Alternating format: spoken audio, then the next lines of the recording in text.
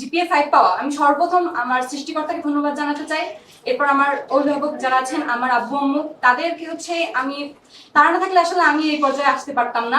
এখানে যারা এ প্লাস পেয়ে আজকে তোমরা আসতে পেরেছো, তারা আসলে সত্যিকার অর্থে মেধাবী এবং যথেষ্ট পরিশ্রম করেই তোমরা এখানে আসতে পেরেছো। কারণ এতদিন আমরা দেখেছি এ প্লাসের জোয়ার, এই এ প্লাসের জোয়ারে কিন্তু অনেক শিক্ষার্থী তাদের পরবর্তী এইচএসসি, পরবর্তী ভর্তি পরীক্ষাতে অনেকেই ঝরে গেছে। আমরা শুধু তাদেরকে সামান্যতম সম্মাননা দিচ্ছি, স্বীকৃতি দিচ্ছি, কিন্তু তাদের জন্য আমরা আজকে গর্ববোধ করি, আজকে এখানে বসে আছি।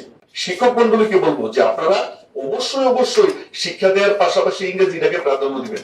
তোমরা এই যে ক্যারিয়ার প্রতিষ্ঠিত হবে এবং ভালো ভালো জায়গায় যাবে, এই শুভকামনা থাকলো। তো আমরা প্রতিযোগিতা করব সবসময় নিজের সাথে প্রতিযোগিতা করলে সেই প্রতিযোগিতা কখনো হার হয় না, সবসময় জিত হয়। যদি অন্যের সাথে প্রতিযোগিতা করি সেখানে আমার হেরে যাওয়ার সম্ভাবনা থাকে। যদি আমি নিজের সাথে প্রতিযোগিতা করি তাহলে আমি হারবো না, কারণ প্রত্যেকদিন আমি নিজেকে ছাড়িয়ে যাবো।